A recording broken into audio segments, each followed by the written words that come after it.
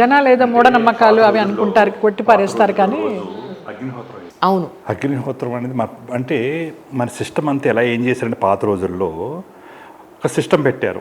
ఇక ఒక ప్రాబ్లం వస్తుంది, దీనికి ఇలా చేయాలి అని ఒక సిస్టమ్ పెట్టారు. ఆ తల్లిదండ్రులు నానమ్మ అమ్మమ్మ కూర్చోబెట్టి చెప్పి వాళ్ళు నేర్పించేవారు మొత్తం అంతా కూడా. ఒక ట్రెడిషన్ అనేది ఫాలో అయ్యేది అప్పుడు ఆ రోజుల్లో. చిట్కా వైద్యులు అనేవారు. ఇది వేడి చేస్తుంది, ఇది సలవ చేస్తుంది, నువ్వు పటికి బెల్లం తినాలి, లేకపోతే నువ్వు త్యాగాలు తింటున్నావు, దానికి పేరునే వేసుకుని తినాలి అంటే బ్యాలెన్సింగ్ చేసుకునేలాగా ఒక సిస్టమ్ ఉంది. అదంతా మనం ఏమనుకున్నారంటే డిస్ట్రాయ్ చేసేసుకుని మూఢనమ్మకం, మూఢభక్తి అదంతా పోయింది కాలగర్భంలో. ఈ కొత్త జనరేషన్ అంతా కూడా ఏదైతే చదువుతున్నారో చదివేస్తారో మొత్తం గూగుల్కి వెళ్ళిపోతారు. ఆ గూగుల్లో ఏదైతే ఉందో నిజం అనుకుంటున్నారు. అదేగా ఇప్పుడు గడపకు పసుపు ఎందుకు రాస్తున్నారు, చాలా మందికి సమాధానాలు దొరికాయి కదా. ఇప్పుడు కుంకుడుకాయలో ఏముంది అన్నదానికి కూడా సమాధానాలు దొరికాయి. మరి పసుపు కూడా పేటెంట్ తీసుకున్నారు. అదే కదండి, అంతే కదండి. అంటే ఏదైనా ఏదైతే గూగుల్ ఇన్ఫర్మేషన్ కంటా కూడా మీ లోపల గూగుల్ ఉంది, దాన్ని ఎతకండి, అది నిజం. అంటే గూగుల్లో మంచి ఉంది, చెడ ఉంది, రెండు ఉన్నాయి. కానీ మనం ఏది ఎదుగుతే అది వచ్చేస్తుంది. ఇప్పుడు మీరు సంబాల అని ఎవరైతే అన్నారో ఆ స్థలంలో సంబాల వీడియో వెళ్తున్నది, లేదు రాంగ్గా వెతికారనుకున్న ఆ రాంగ్ ఇన్ఫర్మేషన్ కూడా వాళ్ళకి వెళ్తున్నది. అంటే యూనివర్స్ ఏంటి, ఇప్పుడు ఇది ఎలాగైతే ఆర్టిఫిషియల్ ఇంటెలిజెన్స్తో ఎలాగైతే పంపిస్తూ ఉంటుందో, మరి మనం తయారు చేసడానికి ఎంత శక్తి ఉన్నప్పుడు మరి భగవంతుడు తయారు చేసిన ఈ విశ్వానికి ఎంత శక్తి ఉందండి. ఆ విశ్వాన్ని మనం ఎంత ఫాలో అవ్వాలి, యూనివర్స్ ఎందుకు ఫాలో అవ్వాలి, ఎలా ఫాలో అవ్వాలి అనే వే ఆఫ్ లైఫే ఈ శంబాలా 360 సొల్యూషన్స్ యొక్క మెయిన్ మోటో అనమాట. అంటే ప్రతి దగ్గర ప్రాబ్లం ఉందని మీరు ప్రాబ్లం ఇరుక్కుపోదు, సొల్యూషన్ కోసం ఎతకండి, యూనివర్స్ ఇస్తుంది. ఇప్పుడు నేను కూడా నాకు ప్రాబ్లం రాకపోతే నేను ఇందులోకి వచ్చేవాడే కాదు. ఆ రోజున బతకవా అన్నారు, నేను అది నమ్ముంటే మర్చిపోదురు ఎప్పుడో. కానీ నేను అది కాదు ఇంకా ఉంది అని నేను శోధించా, నాకు దొరికింది ఒక తాడులాగా, దాన్ని గట్టిగా పట్టుకున్నాను. తర్వాత నేను బయటికి రావడమే కాదు, ఇందులో ఇంత మంచి ఉన్నప్పుడు మనం ఎందుకు నేర్చుకోకూడదు అని నేను కూడా తపస్సు చేశాను. అంటే తపస్సు అడవిలో చేయట్లేదు, ఇక్కడ కూడా చేయొచ్చు. సో మీరు నేర్చుకుని ఇప్పుడు అందరికీ నేర్పించే పనిలో ఉన్నారు. అంతేలాగా నాకు శంబాలనేది తెలియదు. నన్ను ఎందుకు తీసుకెళ్ళారు, ఎలా వెళ్ళగలిగాను నేను? నాకు అసలు స్టార్ట్ అయినప్పుడు నాకు అన్నీ తెలియవు. ఏంటో ఒక మంచి జరుగుతుంది, ఇందులో ఏదో మంచి ఉంది, మంచి జన్మను పట్టుకోవాలి, మనం ప్యూరిటీగా ఉండాలి. భగవంతుడు మనకి ఈ జన్మ ఇచ్చాడు, మంచి జన్మ ఇచ్చాడు. ఇటు 7 తరాలు అటు 7 తరాలు మంచి ఇచ్చాడు, మంచి భార్యని ఇచ్చాడు, మంచి పిల్లల్ని ఇచ్చాడు. అలాంటప్పుడు మరి నాకు ఇది జరిగినప్పుడు ఎందుకంటే నేను ఫైట్ చేశాను యూనివర్స్ని, వెంటనే నాకు సమాధానం దొరికింది. సమాధానం దొరికిందని నేను మామూలుగా ఉండి నా పని చేసుకోవచ్చు, కానీ అలా చేయలేదు. నేను డిఫరెంట్గా థింక్ చేశాను. అంటే ఇందులో మంచి ఉన్నప్పుడు మనం ఎందుకు నేర్చుకోకూడదు, మనం ఎందుకు 10 మందికి హెల్ప్ చేయకూడదు అని నాకు అర్థమైంది. అర్థమైన తర్వాత అందులోకి వెళ్ళి కొలిది ఇది డెప్త్ అని, ఇది అనంతం, ఈ శక్తి, ఈ నాలెడ్జ్ అనంతం. దాన్ని ఏమంటారంటే జ్ఞానం అంటారు. తోడిన కొద్దీ వస్తుంది. అంటే విజ్డమ్, అంటే నాలెడ్జ్ వేరు, విజ్డమ్ వేరు. నాలెడ్జ్ అనేది బయట నుంచి వచ్చేది, మీ లోపల నుంచి వచ్చేది విజ్డమ్, జ్ఞానం. ఆ జ్ఞానం మీ లోపలికి వెళ్తేనే వస్తుంది, బయట నుంచి రాదు. ఏదో శంబాలా నార్మల్గా వెళ్ళి వస్తాం అంటే అది నార్మల్గా కొంతమంది వెళ్ళి వచ్చారు, నాతో పాటు 2 ముగ్గురు వచ్చారు, వాళ్ళు కూడా వెళ్ళి వచ్చేసారు అంతే. కానీ దాన్ని పట్టుకోవాలా, నేను పట్టుకున్నాను. పట్టుకుని ప్రతిరోజు 3:30 to 5:30 సాధన చేయగా నాకు ఇన్ఫర్మేషన్ అంత వస్తుంది. నేను ఏ రోజు ఏ బుక్ చదవలేదండి, నాకు అలా బుక్లే తెలీదు. ఇప్పుడు నేను మాట్లాడే ప్రతి మాట నా లోపల నుంచి వచ్చింది, నా ఇన్ఫర్మేషన్ అంతా లోపల నుంచి వచ్చింది. అది అవునో కాదో మీరు సోల్ టెస్ట్ చేసుకోండి. నిజం అనుకోండి, మీరు కూడా సేమ్ అదే, మీరు కూడా మాట్లాడండి. నిజం మాట్లాడారా శక్తి వస్తుంది, అబద్ధం మాట్లాడారా ఉండదు. అందుకని ఈ పాత్ర నేను వెళ్ళి నేర్చుకున్నాను కాబట్టి ఇది అందరూ నేర్చుకోవచ్చు. ఇదేం రాకెట్ సైన్స్ ఏం కాదండి, ఒకటి నమ్మకం, అన్షేకబుల్ ట్రస్ట్ ఉండాలి, బిలీఫ్ కాదు. వేరే వారు చెబితే వచ్చేది బిలీఫ్, మీ లోపల నుంచి వచ్చేది ట్రస్ట్, అదే జ్ఞానం.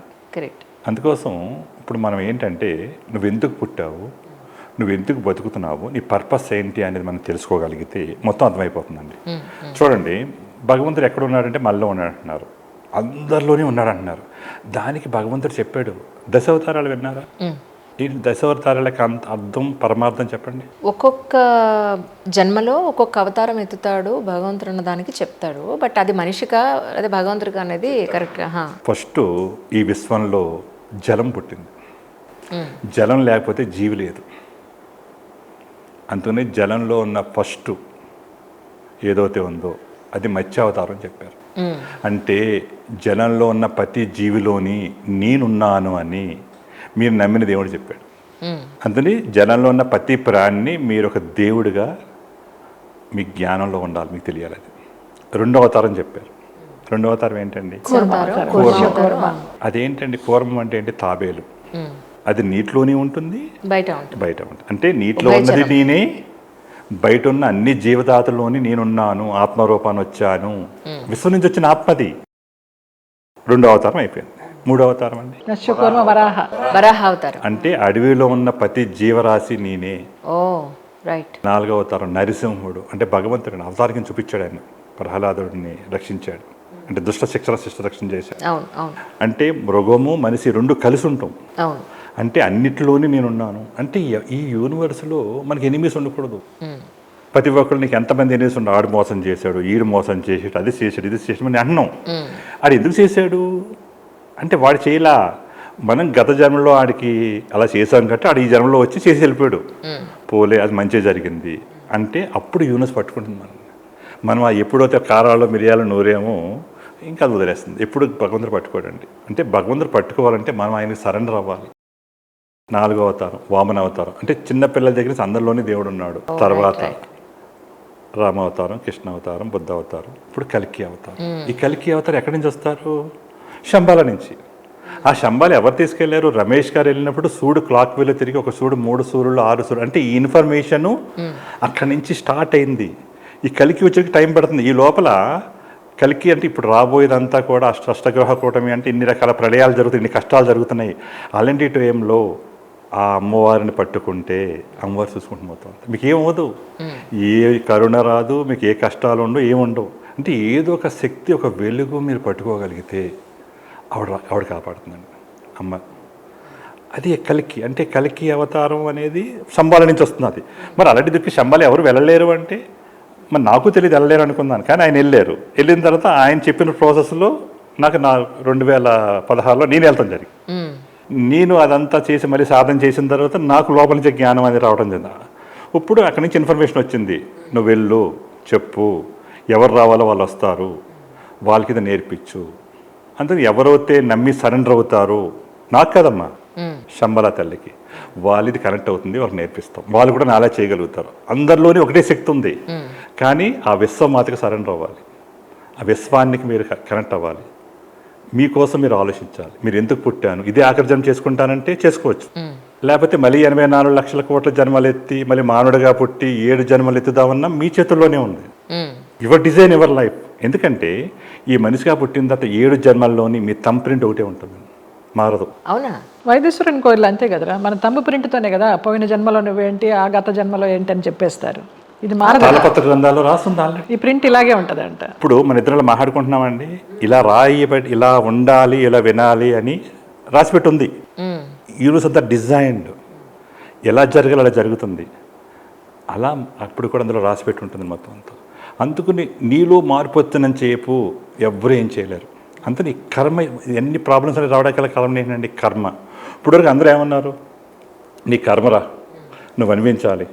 అనిపిస్తారా, రీరైట్ చేసుకుంటారా? మన కర్మని ఏ భగవంతుడు క్లియర్ చేయలేడు, ఏ గురువు క్లియర్ చేయలేడు, దారి చూపిస్తాడు. నేనేం గురువుని కాదండి, నేను టీచర్ని. నేను టీచర్స్ని తయారు చేయాలనుకుంటున్నాను. అది గురువు అనగానే వేరే అర్థం వచ్చేస్తుందండి. ఎందుకంటే నీ గురువు నీ ఆత్మ. నీ గురువు ద్వారా నీ ఆత్మలోకి ప్రయాణం చేస్తే నీ ఆత్మ దేవుడు అవుతుంది. ఎవరు గైడెన్స్ ఇవ్వాలి? ఆత్మ ఇవ్వాలి. ఎప్పుడైతే నీ ఆత్మే గురువు అనుకున్నావో నువ్వు రైటిస్ పాత్ర వెళ్తావు. గురువు అని అనుకున్నాను అనుకోండి, నేనే గురువు అన్నాను అనుకోండి, నేను ఒక స్టేజ్కి వెళ్ళి ఆగిపోతాను. అది నిజం అనుకుంటారు, మీరు అదే నమ్ముతారు, మీరు కూడా అక్కడికి వెళ్ళి ఆగిపోతారు. ఎప్పుడైతే మీ ఆత్మను మీరు ఫాలో అయ్యారో, మీ ఆత్మే గురువు అనుకున్నారో, ఆవిడ అది మంచి డైరెక్షన్ ఇస్తుంది. ఆ పైన ఉన్న తల్లి చూసుకుంటుంది, అమ్మ సంబాల తల్లి చూసుకుంటుంది. అంతే. ఇక్కడ ఓన్లీ ఒక ప్రాసెస్, ఒక సిస్టమ్ మీకు ఎడ్యుకేట్ చేస్తాం. చేసేవా లేదో అనేది నీ ఇష్టం, నీ లైఫ్ నీది, your design, your life. Even మన ఎమరాల్డ్స్ విజయరామ్ గారు ఉన్నారు కదండి, ఆయన రోజు సాయంత్రం ఆవు పేడతోటి ఒక ఇది ఇస్తారు, పిడకలు కానీ ఉండగాని ఇస్తారు. అగ్నిహోత్రం చేయమని చెప్తారు. అవును, ఇంట్లో పొగ పెట్టినా కూడా మంచిదే. రేడియేషన్ ఉండదు దాంట్లో, ఆ వాసన పిలిస్తే రేడియేషన్ నెగిటివ్ ఉండదు, నెగిటివ్ రాదు అసలు. అందుకే గోమాత మాత అంటారు. అంతే మా సిస్టంలో ఆవుకి నవధాన్యాలు నానబెట్టాలని ఉంటుంది. ప్రతి మంగళవారం, ప్రతి శుక్రవారం మేము పెడుతున్నాం. ఈ సంభాల సాధనలో ఒక భాగం అది. ప్రతి మంగళవారం, శనివారం 9 వారాలు అలాగా గోమాతకి నవధాన్యాలు ముందర రోజు నానబెట్టి, ఎక్కడ ఉన్నా ఊరు వెళ్ళినా కూడా తీసుకెళ్ళిపోయి అక్కడ నానబెట్టుకొని అక్కడ గోశాలలోనో గుడిలోనో ఇది మీకోసం మీరు డిజైన్ చేసుకోవాల్సింది, ఇది ఒక సిస్టమ్, ఒక ప్రోటోకాల్. ఎందుకంటే నేను ఆ ప్రోటోకాల్ ఫాలో అయ్యాను, నేను అచీవ్మెంట్ అయ్యి వచ్చాను, శంబర్లో వచ్చాను. అందరూ అవుతే అందరూ అయిపోతారు. ఇప్పటివరకు ఎవరెస్ట్ ఎక్కలేదండి. అబ్బా ఎవరెస్ట్ వల్ల కాదు, ఇది అవ్వదు అంటే అవ్వదు. ఎవడోకైనా ఎక్కి చూపించాడు, ఆయన ఏం ప్రికాషన్ తీసుకున్నాడు, వాళ్ళందరూ వెళ్తే మిగతా చాలామంది ఎక్కేశారు కదా. యూనివర్స్లో అవ్వందంటే ఏముందండి? ఇప్పుడు ఎన్ని కనిపెట్టారండి, ఆకాశంలోకి వెళ్ళి విమానం కనిపెట్టారు, రాకెట్లు కనిపెడుతున్నారు, ఈ కమ్యూనికేషను, మరి రేపు artificial intelligence, robotic science, driverless కార్లు, మరి ఎన్ని ఎలా సాధ్యమైనవి అంటే ఒక మానవుడు బ్రెయిన్కి ఎంత సాధ్యమైనప్పుడు భగవంతుడు సృష్టించిన మనము మనకి ఇన్ని శాతకైనప్పుడు ఆయన పట్టుకుంటే ఇంకెంత సాధించండి. కరెక్ట్. అంటే అప్డేట్ అవ్వాలండి. అంటే ఇప్పుడు ఏదైతే ఉన్నాయో అన్నీ తప్పు కదా, అన్నీ నిజాలే, కానీ ఆ కాలం నుంచి అదే ఉంది తప్ప దాని పక్క నుంచి వచ్చిన నెగిటివ్ ఎనర్జీకి బ్యాలెన్సింగ్ చేసుకెళ్ళాక ఏదో శక్తి కావాలి. ఆ శక్తి శంబల శక్తి, అది శంబల 360 సొల్యూషన్. బట్ ఏమైనా ఒక పాజిటివ్ థాట్ ప్రాసెస్ కానీ లేదంటే ఒక మంచి పనులు చేయడానికి ఒక అవకాశం ఈయన చూపించే ఒక విధానం అనిపిస్తుంది. అవకాశం, సదవకాశం, అది సద్వినియోగం చేసుకుంటే ప్రతి ఒక్కరూ దేవుడు అవ్వచ్చు, ప్రతి ఒక్కరూ ప్యూరిటీ అవ్వచ్చు, ప్రతి ఒక్కరూ ఆరోగ్యవంతులు అవ్వచ్చు. ఈరోజు ఆ శంబాల నుంచి ఆయన మన్ను తీసుకొచ్చారు, ఆ పుణ్యభూమి నుంచి వాటర్ తీసుకొచ్చారు, విభూతి తీసుకొచ్చారు. మేము ఆ ఇంటికి వెళ్ళినప్పుడల్లా పెట్టుకుంటూ ఉంటాము. ఆ ఇంటికి వెళ్ళినప్పుడల్లా ఏంటి, ఆ ఇంట్లోనే ఉంటాను నేను. తర్వాత వారి భార్య శాంత చాలా పెద్ద మెరకేలమ్మ. ఆవిడ నమ్మల ఫస్ట్ ఈ శంబాల శక్తిని. ఆవిడకి అసలు జ్వరం ఎరగదు, తలకాయ నొప్పి ఎరగదు, ఏమి ఎరగదు. ఈయనకి ఎందుకో ఆ శంబాల సాధనలో కూర్చున్నప్పుడు ఆవిడకి ఏదో అవుతుంది అని అనిపించింది.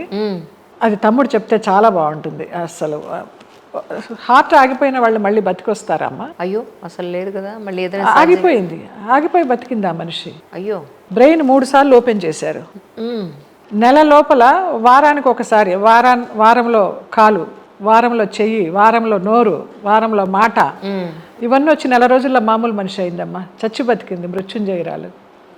నేను శాంతమ్మ అంటాను, చాలా క్లోజ్ అయిపోయింది నీలాగానే. అన్నపూర్ణ అన్నమాట. ఎంతమంది వెళ్ళినా ఆ కాఫీలు, ఆ టీలు, ఆ భోజనాలు, సంతర్పణ జరుగుతూనే ఉంటుంది ఆ ఇంట్లో. అందుకోసమే ఆమెను మళ్ళీ బతికించాడేమో. ఈయనే బతికించుకున్నారు ఐసీయూలో ఉండి. Oh my god. ఏమీ లేదు, ఏమైంది సార్? అంటే బ్రెయిన్ స్ట్రోక్ వచ్చింది. చెప్తే బ్రెయిన్ స్ట్రోక్ ఏం కాదండి. యాక్చువల్గా ఆవిడకి ఎప్పుడు మంచి హెల్త్ అండి, భగవంతుడు మంచి హెల్త్ ఇచ్చాడు. ఎప్పుడు హాస్పిటల్కి వెళ్ళేది కాదు, టాబ్లెట్ అక్కర్లేదు, కరోనా కూడా రాలేదు. అంటే నాకు ఏ కర్మ లేదు, నేను చాలా హ్యాపీగా ఉన్నాను, భగవంతుడు మంచిగా ఉన్నాడు, మంచి భర్తని ఇచ్చాడు, మంచి పిల్లల్ని ఇచ్చాడు అని ఒక నమ్మకం. ఎవరికి వచ్చినా పెడతాం, అందరికీ మంచి చేస్తాం అనేది అలవాటు. నేను శంబాలలో 3:30 to 5:30 సాధన చేస్తున్నప్పుడు నాకు ఒక రోజు మా మేడము, మా మిస్సెస్, మా శాంతలక్ష్మి హాస్పిటల్లో కనిపించింది, ఐసీయూలో. ఏంటి ఇలా జరిగింది, నాకే ఆశ్చర్యపోయాను. సరే అని చెప్పి నేను మళ్ళీ శంబాల శక్తితో స్కాన్ చేసుకుంటే పెద్ద ప్రాబ్లం జరగబోతున్నదని తెలిసిపోయింది, ఒక ఇండికేషన్ వచ్చేసింది. చెప్పి నువ్వు ఫాలో అమ్మ శంబాల 360 సొల్యూషన్స్ అంటే, మీరు చేసుకుంటున్నారు కదా, మీ కర్మలు ఉన్నాయి, మీరు చేసుకోండి, నాకు ఏ కర్మ లేదు. దాని అంటే ఎవరికి కూడా వెల్నెస్లో ఉన్నప్పుడు దాని వాల్యూ తెలియదమ్మా. ఇల్నెస్లోకి వచ్చిన తర్వాత ఎంత డబ్బన్నా ఖర్చు పెడతారు, ఎంతన్నా పెరుగుతారు. అందరికీ అదే పెద్ద ప్రాబ్లం. అంటే ఇది కూడా ఉదాహరణ అనమాట, లైవ్లో జరిగిన ఉదాహరణ. ఫొటోస్ కూడా మీకు చూపిస్తాను.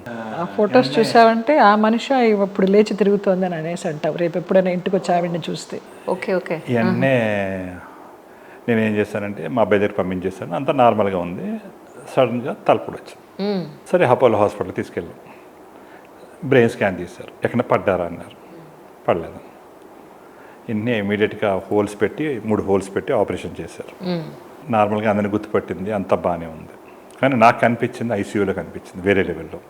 నేను చూసుకుంటే అక్టోబర్ 14 నుంచి అక్టోబర్ 28 లోపల ప్రాబ్లం జరగబోతున్నది.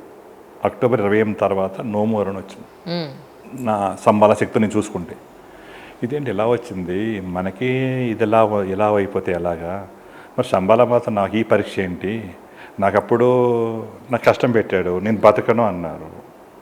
నేను ఆయన పట్టుకుని ఏదైతే క్వాంటమ్ ఫిజిక్స్ ద్వారా ఏసీఎంఈఎఫ్ టెక్నాలజీ ద్వారా నేను బతికి చూపించాను. తర్వాత ఆయనతో వెళ్ళి నేను నేర్చుకోగలిగాను. తర్వాత ఆయన శంబాల వెళ్ళొచ్చారు, నేను శంబాల కూడా వెళ్ళి రావడం జరిగింది. మళ్ళీ నాకు సడన్గా ఈ భగవంతుడు ఏంటి ట్విస్ట్ ఏంటో అని నాకు అర్థం కాలేదు. సరే ఎలా జరిగినా మనం ప్రిపేర్ అవుతాం అని నేను రోజు అమ్మవారితో నా ఏదైతే నా ఎప్రిమేషన్స్ నా సాధన నేను చేసుకుంటున్నాను. అంటే ఇక్కడ ఏంటంటే మన కర్మని ఏ భగవంతుడు క్లియర్ చేయలేడు. ఏ గురువు క్లియర్ నేను ఇంత బలంగా చెప్పగలుగుతున్నా అంటే ఒక ఎవిడెన్స్తో మాట్లాడుతున్నాను నేను. అవును అవును అర్థమైందంటే ఆవిడ ఒప్పుకోలేదు, అంటే ఆవిడ యాక్సెప్ట్ చేయలేదు. అందుకని ఎవరికైనా సరే నా దగ్గరికి వచ్చినప్పుడు నాకు సొల్యూషన్ కావాలంటే ఇవ్వను, అందుకనే సోల్ టెస్ట్ చేస్తాను. ఎందుకంటే ఇదేదో నార్మల్గా వచ్చి చేసేది కాదు. శంబాలలోకి నువ్వు వెళ్దామని అనుకుంటే నువ్వు విశ్వమాతకు సరెండర్ అవుతే నేను ఇందులో తీసుకుంటాం, లేకపోతే లేదు, నో ప్రాబ్లం. అంటే 1% నువ్వు డౌట్ ఉన్నా డిలీటెడ్, అందులో ఇదేమీ లేదు.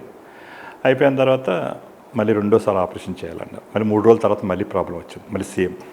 ఇప్పుడు అలా కాదు, బ్రెయిన్ అంతా ఓపెన్ చేయాలన్నారు, చేయమన్నారు. అంతే కదా, ఇప్పుడు అల్లోపతి ఇది ఇల్నెస్లో దానికి మించిన శక్తి ఇంకోటి లేదు. అది ఆ రోజు అది చేయకపోతే వాడు బతికిది కాదు, 100% బతికిది కాదు. ఎందుకంటే వాళ్ళు దేవుళ్ళు. ఎందుకంటే ఆ సైన్స్ ఆఫ్ టెక్నాలజీ అంటే యూనివర్స్లోని అన్నిటిని మనం కలుపుకెళ్ళాలి, ఒక దాంట్లోనే ఉంది ఇంకేమీ లేదు అని ఎవరైనా అన్నారంటే అది అబద్ధం. కరెక్ట్. అర్థమైందంటే అంటే ఆ సైన్స్లో ఏదైతే ఉందో అది మనం ఫాలో అవ్వాలి. ఆ ప్రోటోకాల్ ఫాలో అయ్యామండి. ఫాలో అయిన తర్వాత అలా ఆపరేషన్ చేసేసారు, మంచిగా బ్రహ్మాండంగా చేశారు డాక్టర్లు, అల్టిమేట్ అనమాట. చేసిన తర్వాత ఈ ఆపరేషన్ చేసిన టైంలో హార్ట్ 20 సెకండ్స్ ఆగిపోయి మళ్ళీ కొట్టుకోవటం మొదలెట్టింది. కొట్టుకుంటే ఫిట్స్ వచ్చినాయి. ఫిట్స్ వచ్చిన వెంటనే కుడిచే పడిపోయింది, కుడికాలు పడిపోయింది, మాడ పడిపోయింది, అవన్నీ గుర్తుపట్ల. ఓ మై గాడ్. అన్కాన్షియస్లోకి వెళ్ళి ఎలా ఉంటాయో ఆ పిక్స్ చూస్తే అన్కాన్షియస్లోకి వెళ్ళగానే నాకు శంబాల నుంచి మెసేజ్ వచ్చింది, ఇప్పుడు ఆవిడ అన్కాన్షియస్లో ఉంది, ఆ కర్మని నువ్వు రీరైట్ చేయి, నీ భర్తగా నీకు అధికారం ఇప్పుడు వచ్చింది అన్నారు. అప్పుడు నేను టేకప్ చేశాను ఈ శంబాల శక్తి. అప్పుడు నేను అంతవరకు నేను సొంతం ఉన్నాను, నాకు అన్నీ ఉన్న నా దగ్గర ఉన్నా, నా చేతిలో ఏమీ లేదు. ఎందుకంటే ఎవరి కర్మల్ని వాళ్ళే రీరైట్ చేసుకోవాలి. అప్పుడు నేను చెప్పాను, ఫస్ట్ వీక్లో అందరినీ గుర్తుపడుతుంది. ఐసీయూలో నుంచి వచ్చిన తర్వాత ఏమంటారు, ఇవన్నీ రావాలి అంటే కనుక మీరు మామూలుగా నార్మల్గా ప్రోటోకాల్ ఏదో ఉంటుందో చెప్తారు. ఏదైనా చేయండి, ఏది వద్దనొద్దు. యూనివర్స్లో ఏమొచ్చినా 360 డిగ్రీస్లో అన్ని ప్రయత్నాలు చేయాలి.